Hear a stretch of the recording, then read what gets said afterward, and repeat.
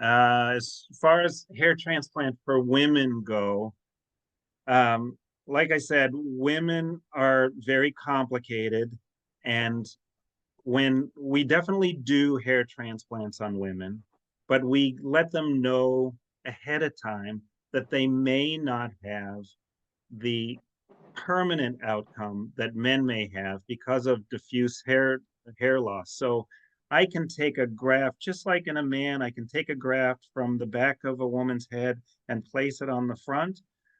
But because her hair is being affected equally across all the portions of the scalp, when I transplant it, it could last for 30 years, or it may be affected by her same hormones and stresses and diseases that may, over time, cause that hair to be lost.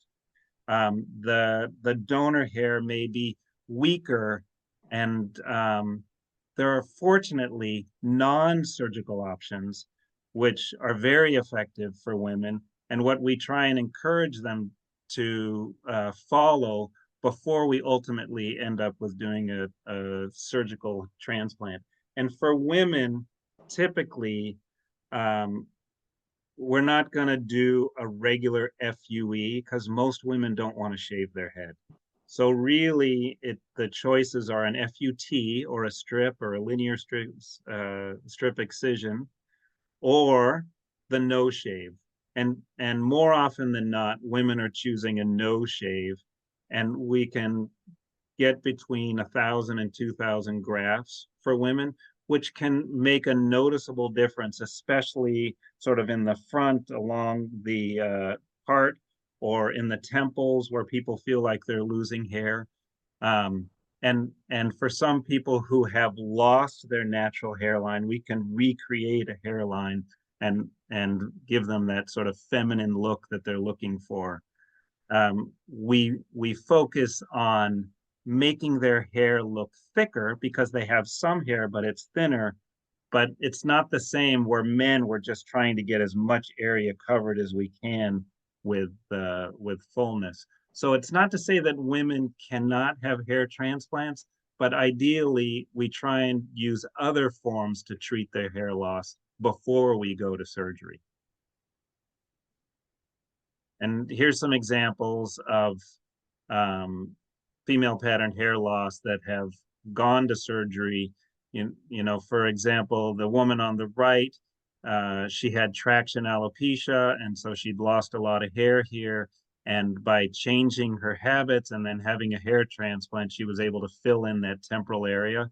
And the woman on the right had a lot of thinning, and you can see a major change just by adding grafts that could thicken up that area. The one thing I'll say is we can just never promise that it's going to stay that way for 30 years. Ideally, it will, but we don't want to give people false expectations every time.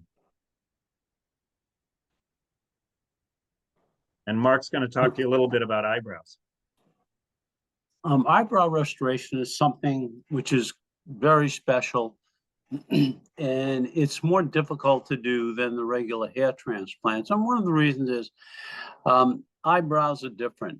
A normal eyebrow will grow only to a certain length, and then it will stop and it'll look appropriate. And it also is kind of like in a cone shape where it filters down to a point at the end. When we place one of the regular hairs in an eyebrow, it's going to keep growing. So you need to, constantly take care of them, which is something that the women are used to. We've done them. The women are very happy. I'll show you an example in a minute. But it's really, it frames the face. It completes the face, really. It's no different in many ways than having a hairline. This is a hairline over your eyes, as opposed to a hairline in your scalp. You can see with different emotions of the face how the eyebrows react, and those add to the ability in facial expressions to be able to communicate. Who would need them? Well, there are people who overpluck, repeated trauma. There's a condition called trichotillomania where people actually will keep pulling on the hair, whether it's their eyebrows or their regular hair. And with those particular individuals, until they're treated for that and stop plucking on their own, we would not do the procedure on them. There are certainly medical conditions which can happen. There are genetic conditions, trauma, and aging that can all contribute to this.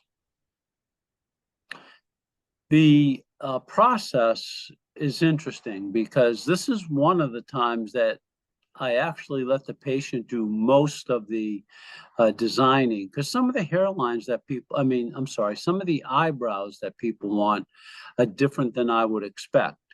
And it doesn't mean that without telling them, I would let them do something that I thought was not appropriate. If you notice on the eyebrow you're looking at here, with the big one on the far left of the screen, you can see how the hair itself starts kind of pointing up and to the right and slowly but surely turns until it makes a full turn.